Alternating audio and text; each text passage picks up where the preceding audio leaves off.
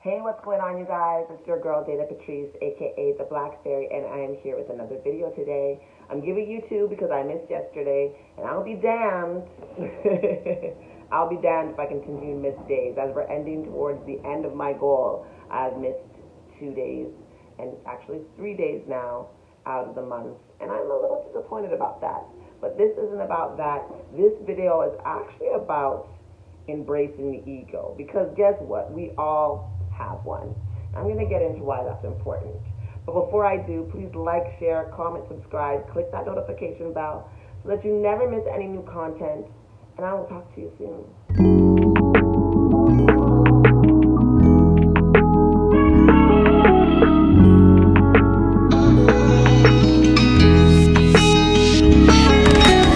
Yes,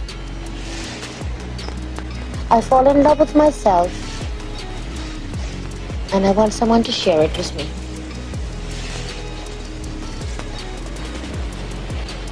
I want someone to share me with me.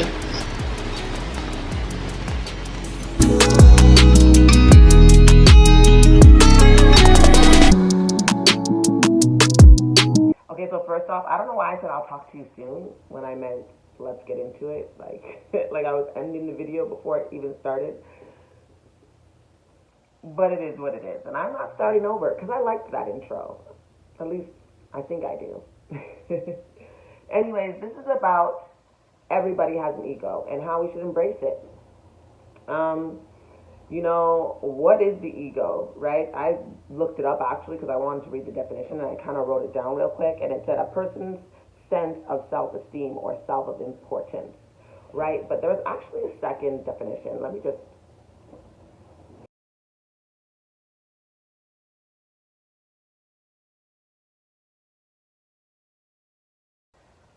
So it also says the part of the mind that mediates between the conscious and the unconscious and is responsible for reality testing and a sense of personal identity. A conscious thinking subject. So for me, this is all really like, what's wrong with having that? Right? A lot of people are like, get rid of the ego. Leave your ego out the door. Why? Why would I leave my self-importance at the door? Why would I leave my self-esteem at the door? That's egotistical of you to ask me to do that.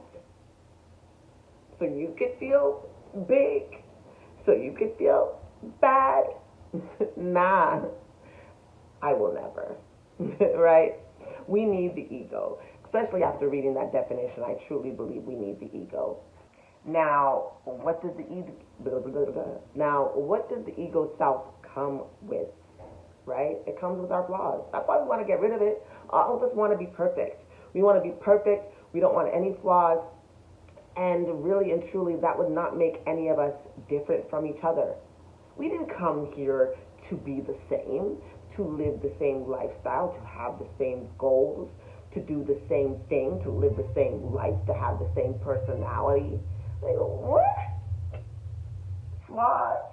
To be flawless, to be perfect. That's not living.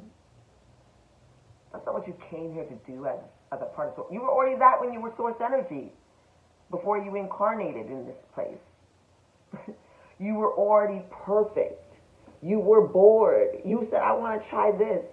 I want to see what it's like to have to navigate through feelings and through not being so superior.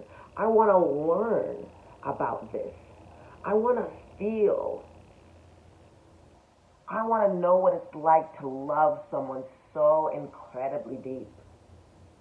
And then maybe have to deal with what it might be like to rebuild without them, with just myself. I want to see if I have that kind of strength.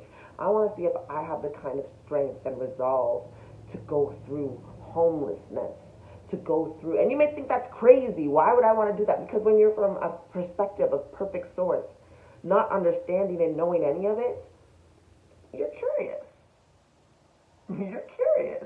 Your curiosity is what brought you down here, right? And you need to enjoy that curiosity perspective. You knew it all, and you still chose to experience it. So embrace the ego and embrace this experience. You know, the ego helps us navigate through the shadow work that we do in order to learn the lessons. It's what challenges our soul, and it's what helps us grow. I mean, it really helps us become greater for our next lifetimes. And I don't think, many of us say we're not coming back. I say that's a cap, and I'll do a video on that. I used to say it, but now I think it's a cap. I do, and I'm going to talk about that. I think you're all cap when you say it. I think you're tired of it here, and you're getting a little bit groggy. The ascension period is making you feel like it's not the best to go through, but it so is. You're learning so much about yourself right now. And if you would just embrace it and find the joy and the discovery of it all, you'd be good. You'd be good.